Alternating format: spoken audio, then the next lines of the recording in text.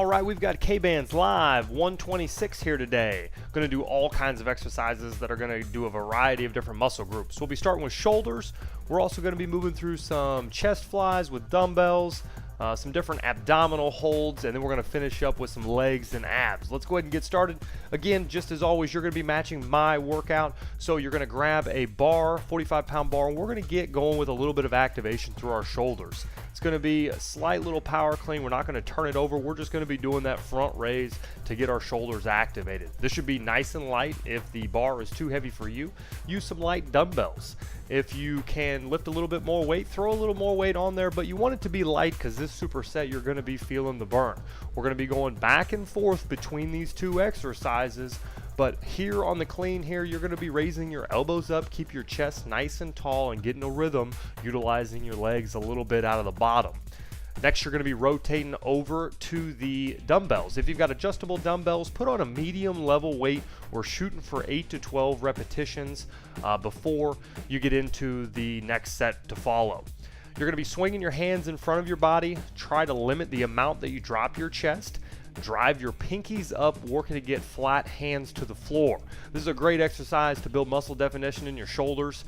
Of course, you're going to be burning after the superset with the front raise, but push yourself and try to get all the repetitions before you go back and forth. This superset, again, is all about shoulders and building definition. If you're looking at gaining a little bit of size and you're working at home, the easy way to do that is by utilizing weights that are a little bit lighter so you can manage them. No need for big gym equipment, but you got to get the reps going and you got to keep the rest periods a little shorter.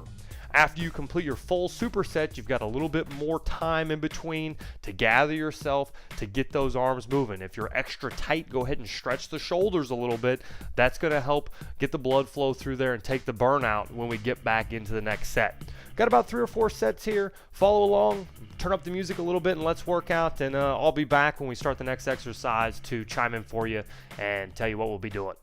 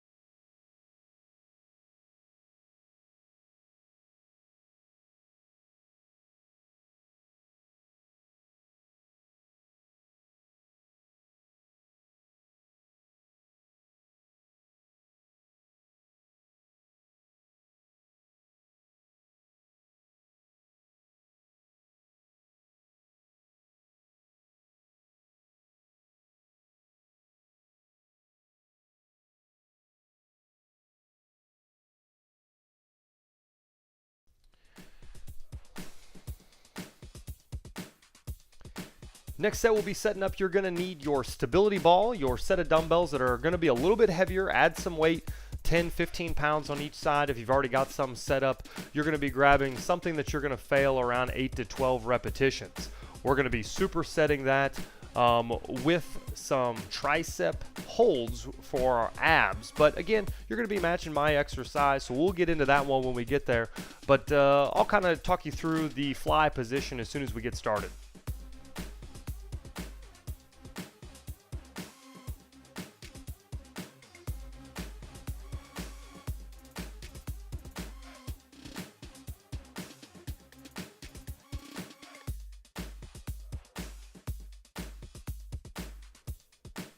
All right, get yourself ready to rock now. We're going to be sitting on the ball. Get yourself in a position where you've got enough room to roll down on the ball towards your shoulder blades.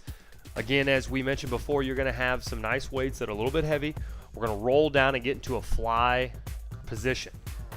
Press the weights up. If you need a little bit of bend to your elbow, that's okay, but if you've added enough weight, you're probably going to have just that little bit of bend. We're going to stretch that chest out, reaching out to the side. No need to take your hands too much past your chest. Just take them down to that nice, even platform there. But the key is that you want to really think about the deceleration side of a fly. I think a lot of people often think about just taking the weight up and they lose that contraction. So remember, you're moving through a full range of motion contraction. Should be some heavy sets, and you're going to need some rest.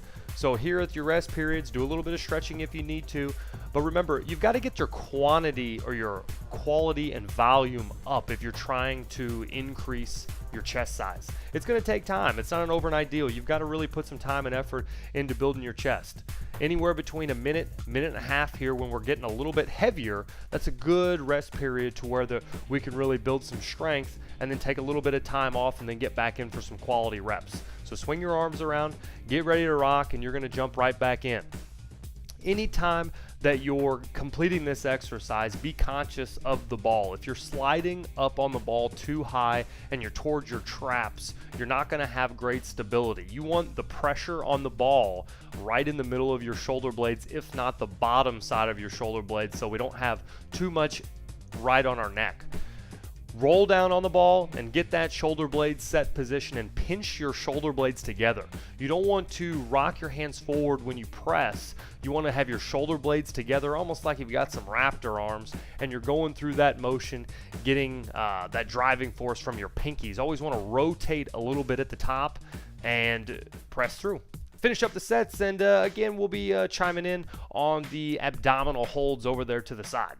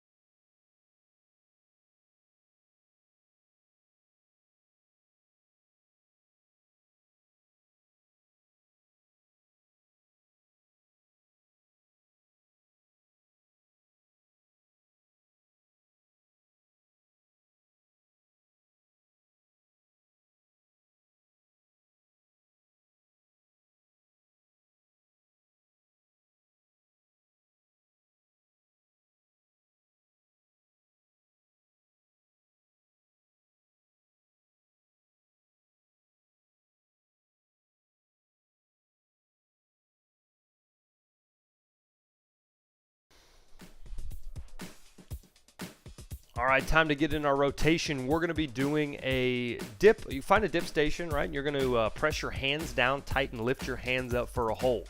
If you can get your feet up flat, that's going to be better, but you're going to have to lean back a little bit and you're going to activate the triceps and the shoulders a lot more. As you can see, it's not the easiest exercise, but do your best to try to get the hold through a full 20 to 30 second time duration. Concentrate, and there's a couple different variations if you want to take some pressure off. You can do single legs alternating if you need to. You can even bend at the knee to take a little bit more weight off, but overall the ultimate goal is going to be lift the legs and really concentrate on the squeeze. When we get back over there and I start again, I'll kind of point out a couple other pointers. But the tough part is going to be getting your arms positioned to where you can rock your feet up all the way. Not everybody's strong enough to do this, but if you do have the strength, you want to lift those feet up and activate the abs. You don't want to keep it all in your chest and your shoulders. You want to roll forward and let your hips kind of slide forward just a bit, and you're going to feel it a little bit more from the top to bottom. Static hold is all we need to do here. But if you have any other questions, you can always be sure to jump on kbandstraining.com, send us a message, and I'll kind of help you out with the specific exercise. Good luck through this rotation, and I'll see you in a minute.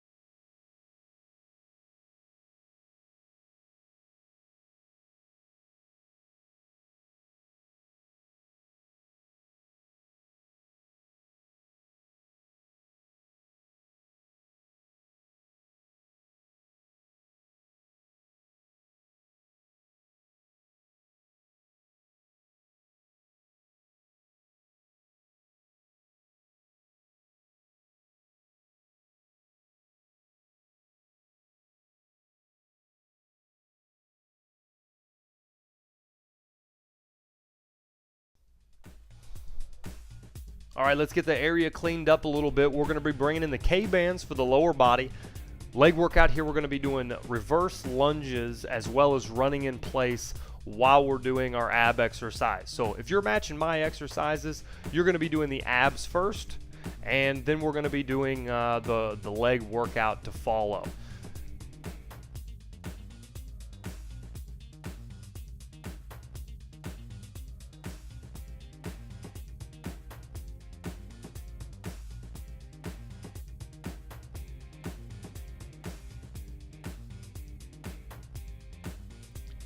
To set up the abs now, you're going to get something for your knees just for a little cushion. I've got bad knees, so a lot of times I like to get some kind of a cushion for my knees if I'm doing anything down there. Next, you're going to be utilizing the fusion cables. Throw that anchor strap through the top mount, and you're going to pull that tight. And basically what that'll do is we're going to have an easy mounting system for the cables to go through for our resisted pull downs. Check those videos if you got the fusion cables just to make sure that you got everything set up properly. But overall, we're going to be throwing the fusion cables through the top. I'm going to double them up. I've got the level 5s and the level 3 here. Going to put handles on each end of them so I've got the proper amount of resistance. And then we're going to be working with our hands towards our face, pulling down for our abs. But I'll get to that as soon as I get everything set up for you.